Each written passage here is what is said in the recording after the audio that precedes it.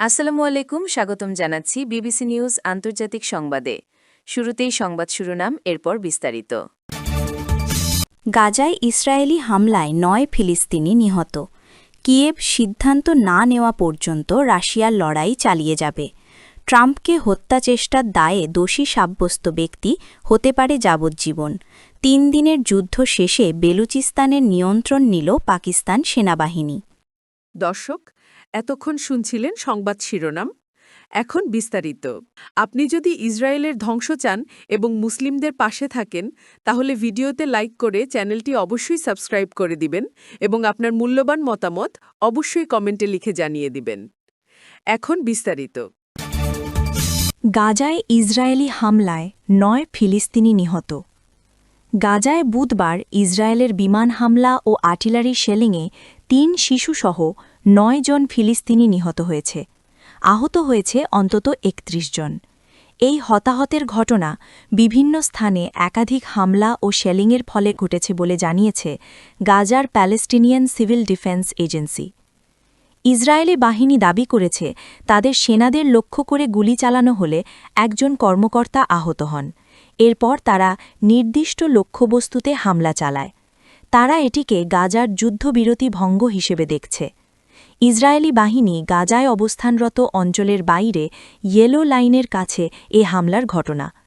মার্কিন যুক্তরাষ্ট্রের মধ্যস্থতায় চুক্তির দ্বিতীয় ধাপ ১০ অক্টোবর যুদ্ধবিরতি কার্যকর হওয়ার পর থেকে ইসরায়েলি হামলায় ৫২৩ জন ফিলিস্তিনি নিহত হয়েছে।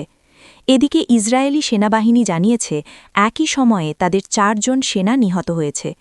বেসামরিক প্রতিরক্ষা সংস্থা জানিয়েছে গত শনিবারে ইসরায়েলি হামলায় কমপক্ষে ৩৭ জন নিহত হয়েছে। হামাসের যুদ্ধবিরতি লঙ্ঘনের প্রতিক্রিয়ায় এ হামলা চালানো হয়েছে বলে দাবি করেছে ইসরায়েল বাহিনী। দক্ষিণ খান ইউনিসে তাঁবু ও বাড়িতে হামলার পর ৩টি মরদেহ নাসের হাসপাতালে নেওয়া হয়। এছাড়া গাজা সিটিতেও হামলায় আরও ৬টি মরদেহ আল শিফা হাসপাতালে নেওয়া হয়েছে।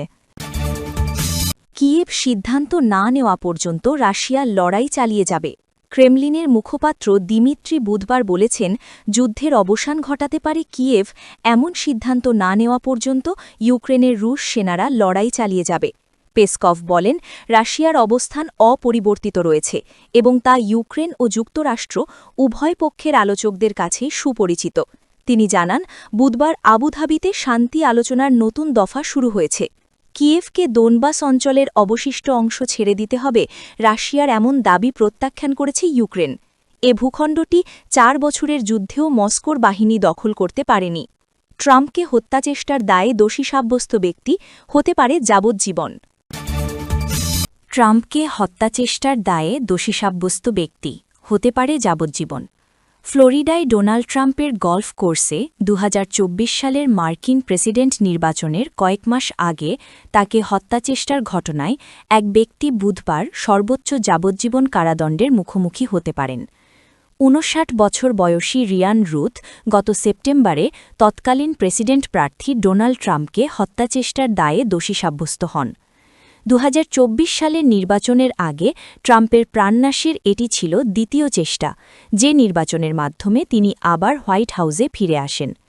২০২৪ সালের সেপ্টেম্বরে ট্রাম্প গল্ফ খেলছিলেন এমন একটি কোর্সের কাছে রুথকে অস্ত্রসহ দেখতে পেয়ে যুক্তরাষ্ট্রের সিক্রেট সার্ভিসের সদস্যরা তাকে তাড়া করে সরিয়ে দেন। কিছুক্ষণ পরই তাকে গ্রেপ্তার করা হয়।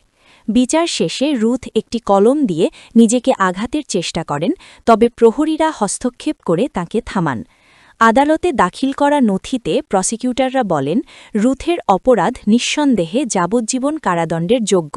তিনি মাসের পর মাস ধরে একজন প্রধান প্রেসিডেন্ট প্রার্থীকে হত্যার পরিকল্পনা করেছেন, পথে যে কাউকে হত্যা করার ইচ্ছা প্রদর্শন করেছেন এবং এর পর থেকে ভুক্তভোগীদের প্রতি কোনো অনুশোচনা বা অনুতাপ প্রকাশ করেননি। তারা আরও বলেন রুথ যে অপরাধে দোষী সাব্যস্ত হয়েছেন তার সুপরিকল্পিত ষড়যন্ত্র, ব্যাপক পূর্ব পরিকল্পনা এবং মানব জীবনের প্রতি কাপুরুষোচিত অবজ্ঞার প্রতিফলন। ৩ দিনের যুদ্ধ শেষে বেলুচিস্তানের নিয়ন্ত্রণ নিল পাকিস্তান সেনাবাহিনী।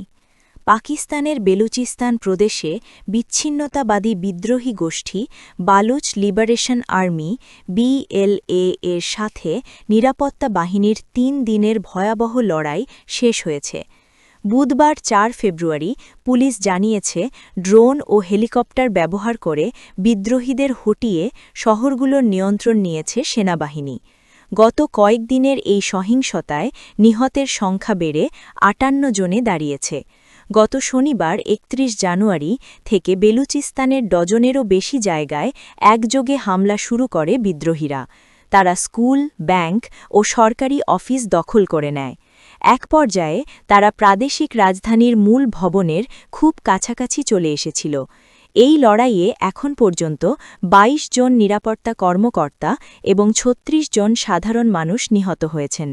সরকার দাবি করেছে অভিযানে ১৯৭ জন বিদ্রোহীও মারা গেছে। প্রায় ৫০,০০০ মানুষের শহর নুশকিতে বিদ্রোহীরা পুলিশ স্টেশন সহ গুরুত্বপূর্ণ জায়গা দখল করে নিয়েছিল। ৩ দিন ধরে চলা তীব্র লড়াইয়ের পর সোমবার ২ ফেব্রুয়ারি রাতে সেনাবাহিনী শহরটির নিয়ন্ত্রণ ফিরে পায়। পুনরুদ্ধারের আগে সংঘর্ষে ৭ জন পুলিশ কর্মকর্তা নিহত হন। খনিজ সম্পদে সমৃদ্ধ হলেও বেলুচিস্তান পাকিস্তানের সবচেয়ে দরিদ্র প্রদেশ।